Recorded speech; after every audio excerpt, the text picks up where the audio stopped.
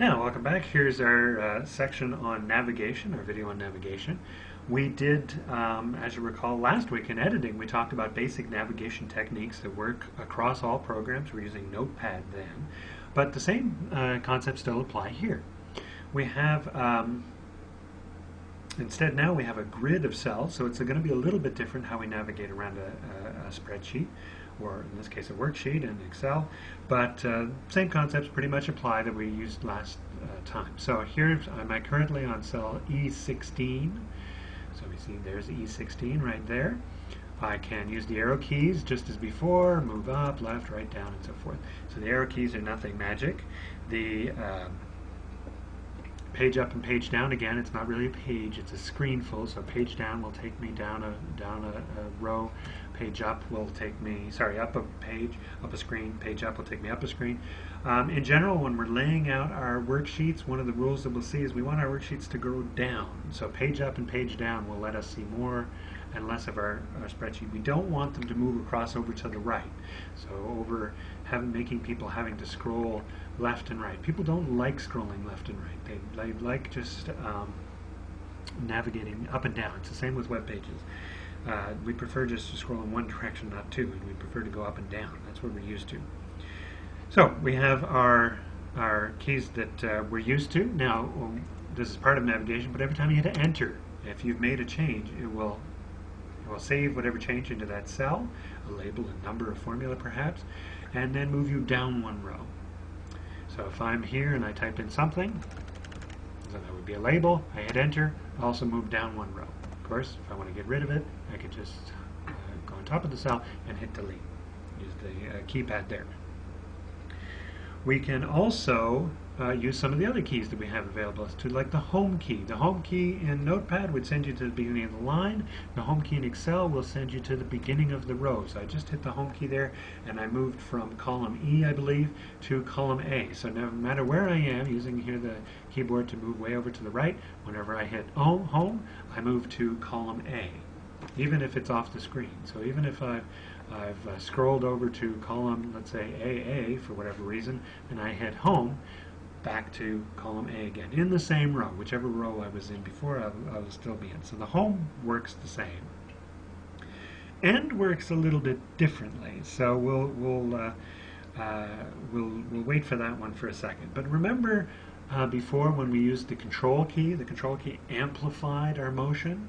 So if I use the left arrow or the right arrow in Notepad, I would go one letter at a time, but if I hold down the control key and the left or right arrows, I move one word at a time, left or right. Same idea here, it amplifies our movement. So if home sends us to the beginning of the line, control home sends us to the beginning of our entire worksheet. And our entire worksheet, of course, begins at cell A1. So control home will always send you to cell A1. Doesn't matter where you are. I'm going to use the scroll bar here, scroll over to the right a little bit, scroll down. And now I'm on cell AC65. If I hit control home, boom, I'm right back to A1. So control home gets you where you need to go. Control end is a little bit different. Control end will send you to the bottom right of wherever you're working. And that's kind of hard to explain. But if I'll do it right now, control end, and it sends me to the bottom right of where I've been working. Now you'd think, well, why didn't it send me to D15? Why didn't it send me to D15? That's the bottom right of where I've been typing. Well, because I typed some other stuff in column F before in one of the previous videos. If I had not have done that, it would have sent me to column D15. But why do you want control end? Because usually that's where the total is. The total of, if you're doing a financial spreadsheet, is almost always at the bottom right. So if you give somebody a budget or a calculation, something like that involves money, their eyes immediately zip down to the bottom right of whatever worksheet or printout you give them. So control end sends you to the bottom. Control page up and page down, if you're interested, will actually send you to the next worksheet. So control page down, I'm on sheet 1, you'll notice right here. Sheet 1, remember we have multiple worksheets per workbook. Control page down will send me to sheet 2, can send me to sheet 3, control page up, back to sheet 1. So we probably won't do that much. Now I mentioned that the end key is kind of different. The home key always sends me to the beginning of the line. The end key doesn't actually do anything by itself. If I hit the end key and an arrow, though, it will send me as far in that direction as it can. Now, that's a tough one to get a hold of. But there's a better way of that hitting than using the end key followed by an arrow key. Not held down at the same time. First end, then one of the arrow keys. But what's better is the control and one of the arrow keys. Remember, control amplifies your movement. So right now I'm on cell A11. If I hit control right arrow, it will send me as far as it can in that direction before something happens. Now, what is that something? Well, let's find out. Control right arrow. It sends me as far as it can in row 11 until something happens. What happens is it hit the last cell that had a value in it. After that, it's blanks. Well, I'm not that interested in blanks. I'm interested in cells that have values in them. So it sends me in that direction as far as I can. If I hit control right arrow again, it's going to send me as far as it can until something happens. But nothing happens. So what does it do? It sends me all the way to the very last column in the entire spreadsheet, XFD, which is about the 16,000th column, I believe. You can work that out if you like. I'm not going to bother. Control left arrow will send me, or control home, if ever you get lost, control home back to A1. So controlling the arrows, I'm going to go to A3, and I'm going to hit control and right arrow. Now where it should send me is to D3, because that's as far as I can go in that direction before something happens. There I am. Control right arrow sent me to D3. Now what if I control down arrow? Well, that's going to send me as far as I can go before something happens. Before I hit a blank cell, or if I'm in a blank cell, before I hit a cell with something in it, a number, a label, or a formula. So if I hit control down arrow, it's going to send me to, I'm guessing, D6, because that's the last cell before I hit a blank.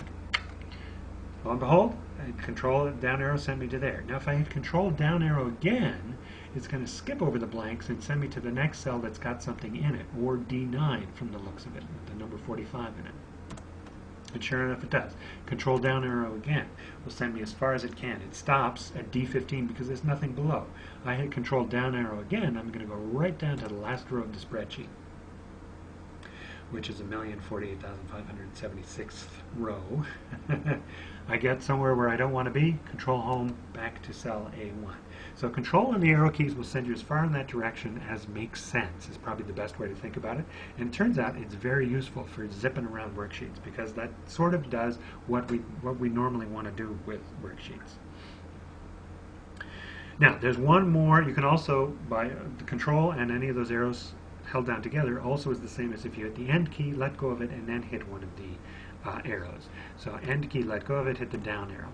End key, let go of it, hit the right arrow. That's just like hitting control right. End key, let go of it, hit the down arrow. So that's a way of doing it, but I think everybody learns eventually the control key, so we'll just use that.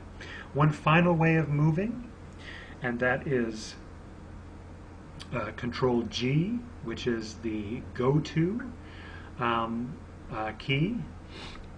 So control G pops up a box, and you can say, where do you want to go? Well, I want to go, if you happen to know where your cells are, you can just say, well, I want to go to B15. Don't have to type capitals for the column letter. And it sends me right to B15. So that's another way of getting around, because the control G, short for go to, another way of getting around the worksheet.